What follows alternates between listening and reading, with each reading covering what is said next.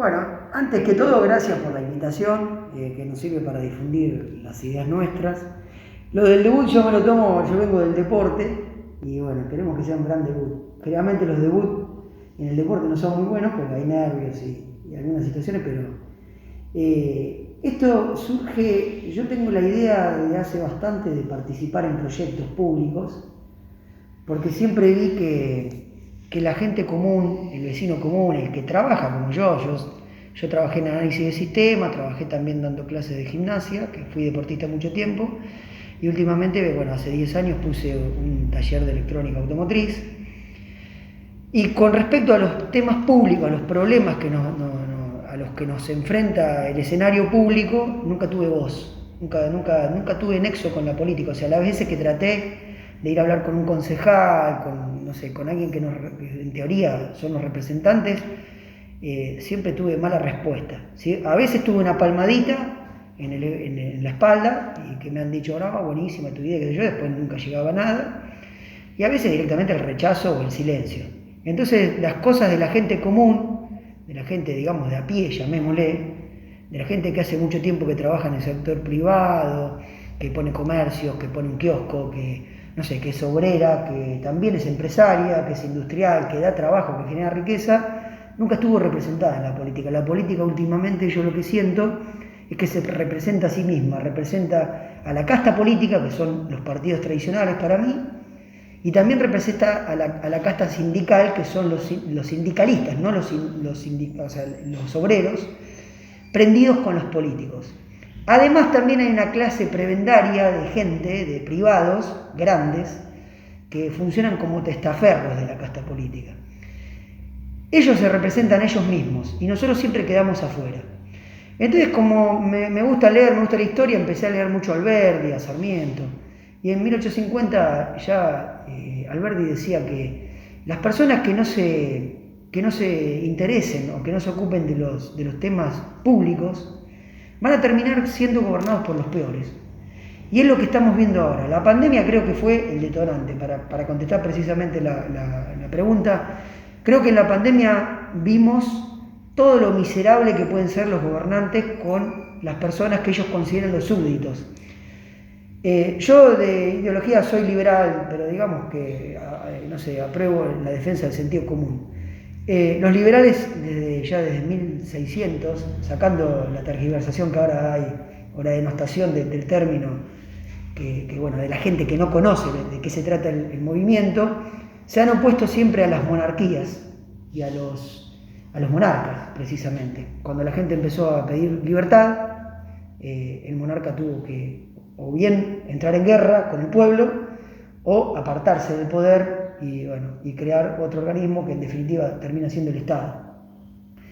Tenemos todavía esa impronta los liberales de oponernos a lo que nos parece que es esclavizante o o a órdenes que no tienen ningún tipo de sentido común y ningún tipo de lógica. Como vimos en la pandemia, por ejemplo, terraplenes para parar un virus, un montón de prohibiciones mientras la casta política festejaba un cumpleaños, nosotros estábamos encerrados sin poder trabajar, gente que vive del día a día. Yo tengo muchos clientes en el taller que se sustentan con lo que viven en el día, albaniles, vimos que denunciaban albaniles, un abuelito tomando un helado. Entonces vimos, digamos, lo peor de la miseria de la casta política, ir en contra de los propios ciudadanos, que en definitiva deberíamos ser los representados. Como vi que no nos representaban realmente, digo, no, acá si la opción no existe, la tenemos que crear. Y bueno, ahí nos metimos, empezamos a armar un grupo, empezamos a juntarnos con gente que piensa más o menos, que tiene la misma visión de lo que está pasando, y a tratar de luchar, pero desde otro lugar, de crear un espacio que representa a la gente que hoy por hoy no está representada. Es algo muy difícil hacerlo dentro de los partidos predominantes, a los partidos poderosos, porque yo siempre digo que cuando uno entra a un partido, cuando vos entras a un partido grande, el partido grande ya es verticalista, tiene una determinada dinámica, una determinada estructura, y te terminan bajando línea, y si no aceptás la línea te vas. Entonces tu mochila de ideas y de valores y de principios, cuando ya sea peronismo, radicalismo, pro, kirchnerismo, llamalo como quieras, la tenés que dejar a un costado y tenés que empezar a promocionar los valores de una casta que para nosotros, no quiero decir la palabra enemigo porque parece muy fuerte, pero sí como adversarios de lo normal, de lo que yo veo, de lo que yo interactúo. Como creemos en la cooperación voluntaria y no a fuerza de pistola, nos empezamos a asociar voluntariamente como nos asociamos en nuestra vida normal, como cuando hablamos con nuestro médico, cuando elegimos a un cliente o el cliente nos elige a nosotros. Creo que eso está sobra el sentido común y sobra liberalismo en la calle. El problema es que no lo supimos interpretar nunca políticamente. Lo que nos cuesta horrores es hacer política partidaria, porque es como que somos los desencajados del sistema.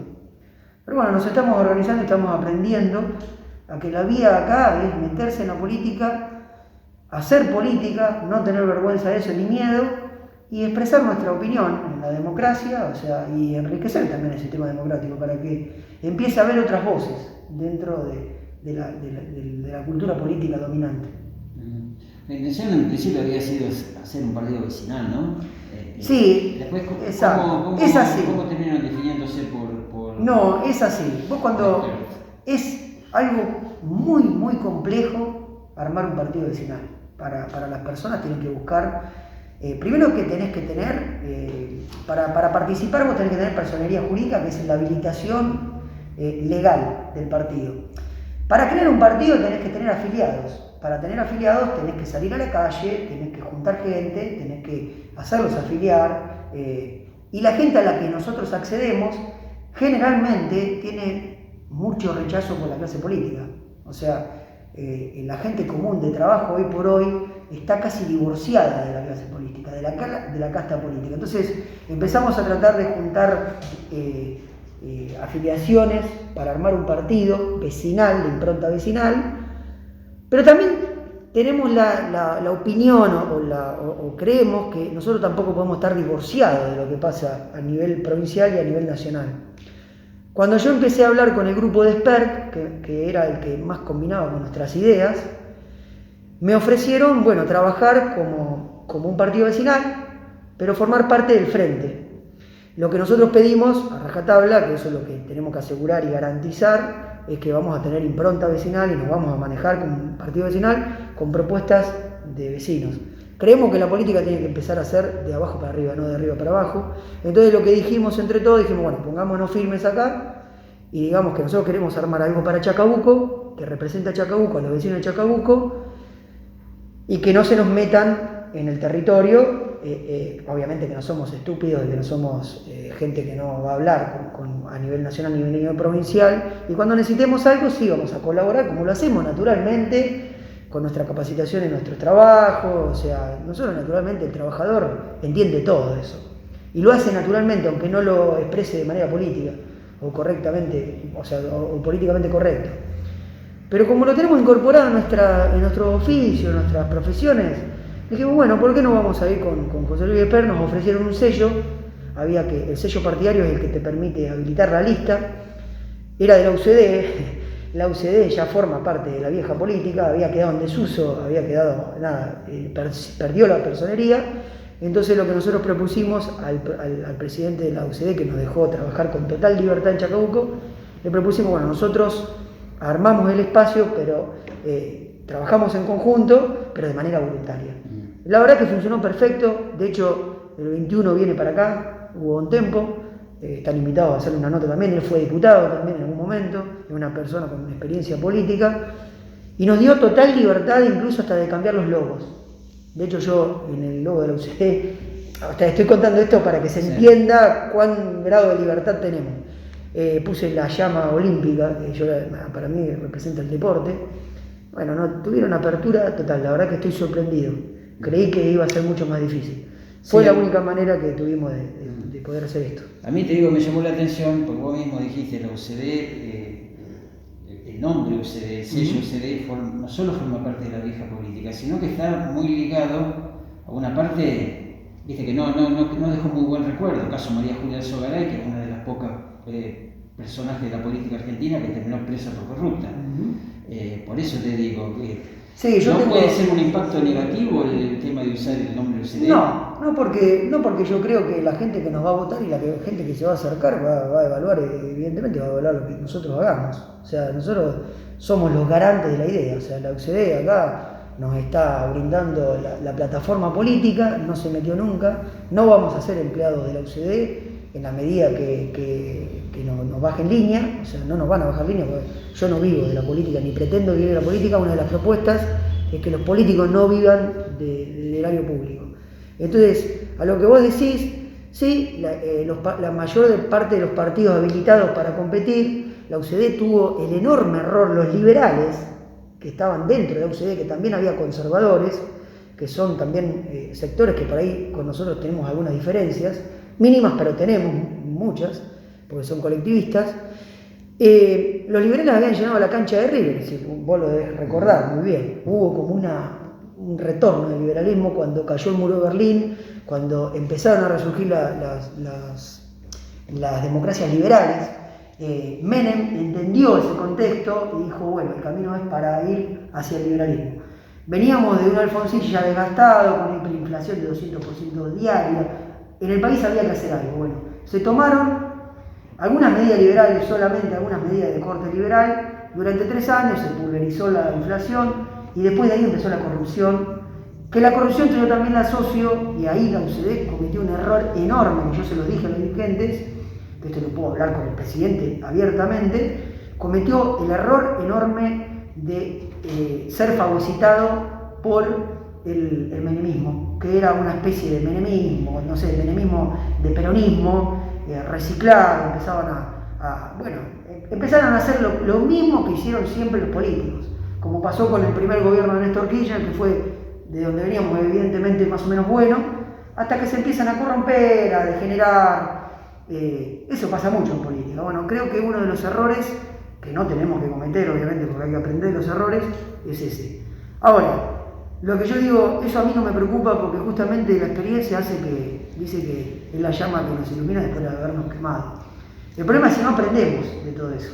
Yo en el deporte aprendí siempre a equivocarme, en el trabajo también, permanentemente. Lo grave que pasa en la sociedad, a mí lo que me parece es que nunca contemplamos de que el conocimiento, tu profesión, la profesión de Rita, nuestros oficios, están permanentemente en movimiento, en cambio permanente. La naturaleza es cambio permanente, filosóficamente y en la práctica, en los hechos. En la política no, si vos te pones a ver, las ideologías que se profesan son rígidas, o sea, las ideas que no son renovadas por los políticos son absolutamente estancas. Entonces, los políticos siempre van atrás del carro. ¿Por qué? Porque la sociedad avanza hacia un lugar y los políticos van atrás tomando medidas que a veces incluso interrumpen el crecimiento de la propia sociedad. Entonces yo digo, acá hay que empezar a hacerle caso a la gente de la calle, que es la que conoce cómo convivimos entre todos. Muchas veces en los oficios nos damos cuenta que el Estado, en lugar de ser un propagador, un promotor de ideas, de beneficios, es en realidad un adversario que tenemos que pasar, o sea, es el que nos pone los obstáculos. En la pandemia, que fue el detonante para que nosotros nos reunamos y empezamos a hacer esto, se vio de manera explícita los terraplenes, las denuncias, las amenazas, el poco respeto por la Constitución, la falta de sentido común, la tergiversación de los mensajes. Yo, por ejemplo, promoví que se pueda salir a caminar, a correr, en bicicleta, en solitario. Me trataron por poco no me trataron de delincuente, me trataron de irresponsable. Bueno, evidentemente el tiempo me dio la razón. Yo había investigado con varios médicos, tenemos varios médicos también en el grupo, hablamos mucho de eso. Obviamente nosotros nos estábamos juntando con la gente, abrazando y nada. De hecho, yo nunca me contagié, me parece. Y por parte de los que nos amenazaban y los que nos obstruían para trabajar y nos imposibilitaban y nos prohibían el normal desenvolvimiento de nuestra vida, se contagiaron primero que nosotros. O sea, fue algo bastante gráfico eso. O sea, nos graficó que en realidad el conocimiento, la sabiduría, está distribuida entre todas las personas del mundo y no está concentrada en un grupo elitista que tiene los privilegios de ser gobernante, independientemente independientemente de que hayan subido por el voto popular, nos hemos dado cuenta de que nosotros, compartiendo información de manera voluntaria, charlando, discutiendo, debatiendo, por donde sea, por las redes, por los mecanismos que teníamos, hicimos un montón de Zoom para hablar con especialistas en psiquiatría, en seguridad, en economía. Tuvimos esa posibilidad, que eso también nos acercó al grupo experto, porque nos daba la posibilidad de hablar con gente que por ahí en la vida diaria no teníamos acceso. Bueno, nos dimos cuenta de que los especialistas, por ejemplo, psiquiatras de acá de Chacabuco, nos decían esto va a pasar, esto y esto, con los chicos, y pasó y lo estamos viendo ahora, en carne propia. Todos los problemas que tuvimos que nos trajeron las medidas locas que tomaron los gobernantes. Yo no hablo del primer mes, siempre separo. Primer mes y medio yo estuve a favor de todo el cerrojo, de todas las previsiones, estuve totalmente a favor. Ya después no. Ese fue uno de los problemas que justamente también te contesto por qué meterme con un sello que por ahí me pueden criticar, que está Massa, Vudú, bueno, Monzó, D'Alieto, son todas las personas que están en los dos partidos predominantes. Bueno, se fueron. El lugar quedó vacío.